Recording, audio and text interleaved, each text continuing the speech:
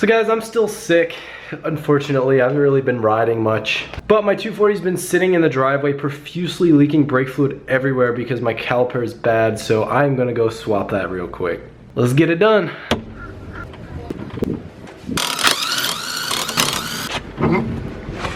Look at how disgusting the inside of this wheel got from all the brake fluid I was leaking.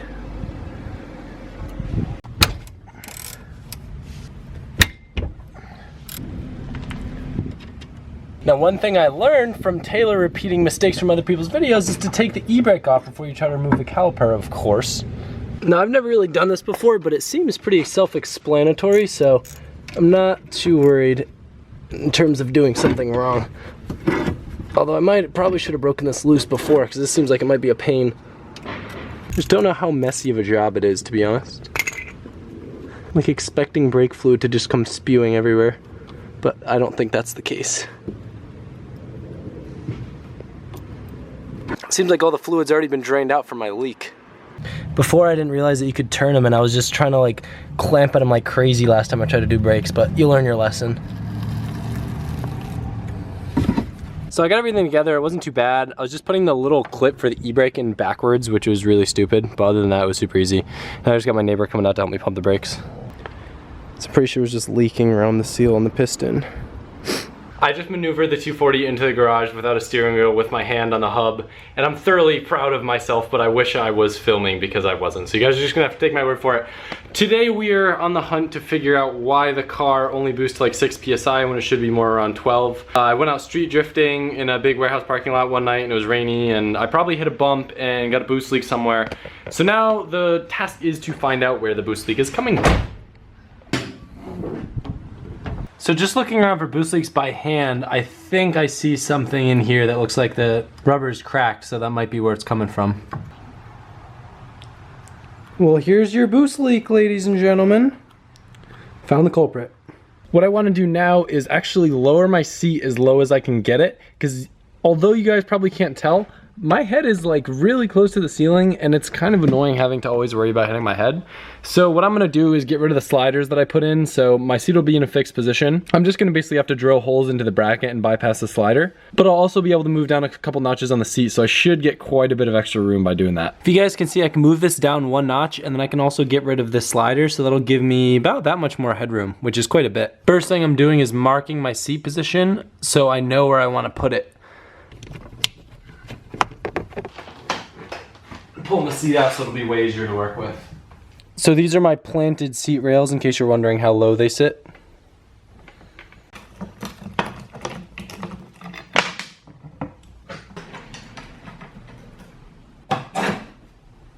Wow, that just came close to hitting my paint.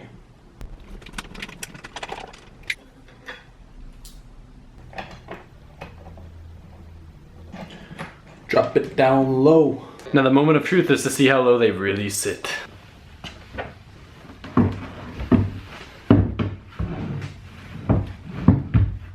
It's hard to tell, but if I kind of hold it level, you can definitely see that we're sitting much lower than what we used to be at. The only real minor issue I ran into is since this bottom part of the seat is kind of raised, or lowered I should say, it hits the floorboard. So I'm actually gonna tilt the seat back a little bit because I think I'll like how that feels. So I'm just gonna move this back to where it was. I will literally sit in the chair and just contemplate whether I like how it is for hours. Wait, are you filming or talking? I'm filming, Robert, I'm not talking to you. It's one of those things where I just have to go for it. I just have to drill the holes and know that I'm gonna regret where I put it no matter where I drill the holes, because it's just how life is. You feel me, Rob? Oh, I feel you, dude. It's the commitment, dude. Same. Dude, it was easier buying an engagement ring than setting up my Sparkos. Oh, jeez. Oh no. Now that I don't have the sliders for clearance, I just realized I could actually move this over and get rid of those weird spacers in my seat, so I'm gonna try that. Okay, well this thing's kind of in the way.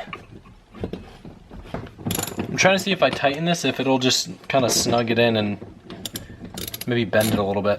The best part is if I can get this to work, I'll be able to open my trunk again with this fancy little lever.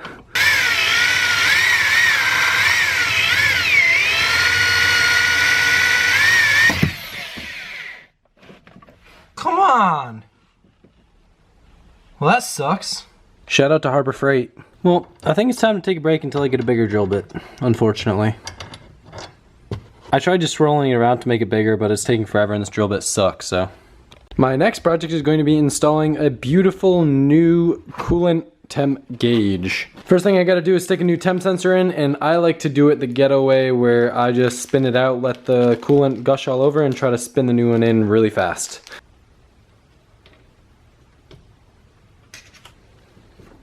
Now I could be wrong, but I feel like coolant's supposed to be like flowing out of this right now.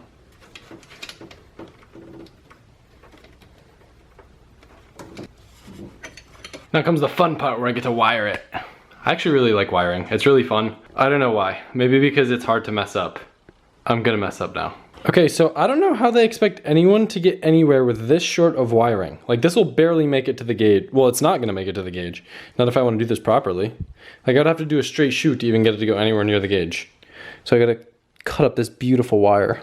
Now, I didn't really film this because I got all excited, but I ripped apart underneath the dash and traced the wiring from the old gauge, and I found the switch 12 volt and the ground, and I got the gauge to power on, so I'm feeling good about myself. Check it out.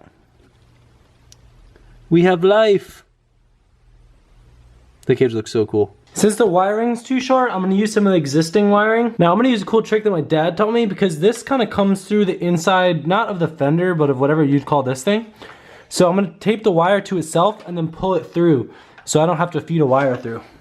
So I'm just gonna tape these two wires together and pull them through, and then I will have two wires going through. Not rocket science, but it works pretty well.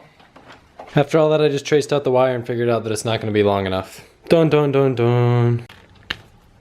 I tried to be smart and marked one wire with black that's connected to the green, so when I trace it back in there to hook it back up to the connector, it'll be good. I took a run to Injuku today and I picked up a new coupler that has no hole, so I'll have boost again. And I also picked up a bracket for my rear caliper so I can run dual caliper for my hydro, which obviously isn't in yet. And I got some other little stuff, but I'm not gonna show you that right now. I have company while I work on my car. Company? My name's Nicole.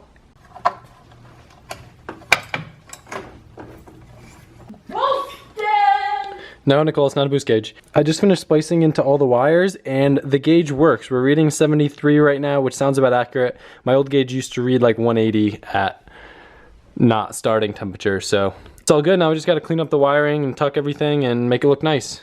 Shout out to zip ties and electrical tape. I used way more wire than I need. It came out relatively clean, but I got a little tangled in one spot, but no one's ever gonna see it, except 100,000 people. Sorry.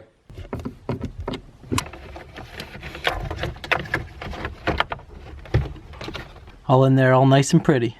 My boost gauge isn't reading 0, so I think I might have pinched the vacuum line somewhere. The vacuum lines are good, but I noticed the weirdest thing. When I put the LED light in, it makes the boost go up, and I have no idea why. Maybe it has something to do with resistance, but this is just me turning the LED in the back of the gauge. Very weird. I took one of the LED sockets from the other gauge, and now it is good with no interference. I got all excited and I was about ready to take it for a drive because I haven't had my car together in quite a while. And then I remembered something. I don't have my seat in. I still need to go get another drill bit so I can mount my seat back up. But I'm gonna run the car to make sure that the gauges all work and everything. Okay, we're at 73. Light works. It's a new day and I'm ready to get stuff done. Got my coffee, I got a new drill bit. I can finally put the seat back in. Back in, back in, back in. This kind of sounds like bacon. I can put the seat bacon. Bacon. Oopsies. Does it fit? It fits. So I put the seat where I wanted it, lined up the other bolt, and now I'm gonna drill it in. I learned that it's easier to use a smaller drill bit first and then use the big one. It was a bit of a challenge drilling this hole since it was right on top of the pre-existing holes, but I think I got it good enough to work. All the bolts actually line up, which is amazing, considering I'm absolutely terrible at precise measurements, so I'm pretty stoked. But I'm gonna take this opportunity of having the seat out of the car to actually take it inside and clean it up since it's pretty dirty and it'll be way easier to clean outside of the car. Found this stuff in my garage. No idea if it's gonna work, but I guess I'll just expect the worst and hope for the best.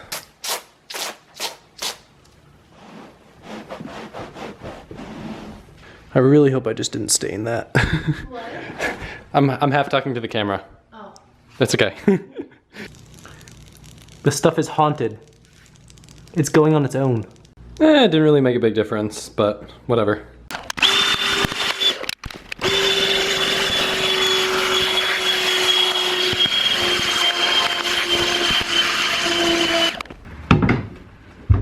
So these guys are nearly impossible to get at, so I'm actually just gonna pull the whole brackets out of the car and hope that everything lines up when I do that. Look at all this headroom. So it took me about 5 hours, which is way longer than it should have, but I had a hard time lining up the brackets and everything and getting wrenches under. If you've never done seats before, they're really easy, but at the same time, there's a ton of lots of little difficult stuff. It's just hard to get your wrenches in places. It's hard to get the seat dialed in terms of where you want it. I'm pretty happy with where I have it now, so that's cool. Now I have headroom. My seat's way more stable because I don't have sliders. And now I can open my hatch with this fancy little lever that I couldn't reach before. So it's definitely worth it, but I don't know if it's worth it enough to warrant doing the passenger seat yet. So whoever rides with me, sorry, your head's gonna be hitting the ceiling. Everything's good on the car, the gauge works great, but for some reason I'm still not getting up to my boost that I should. The car's right around 10 PSI right now, and it should be closer to 14, so.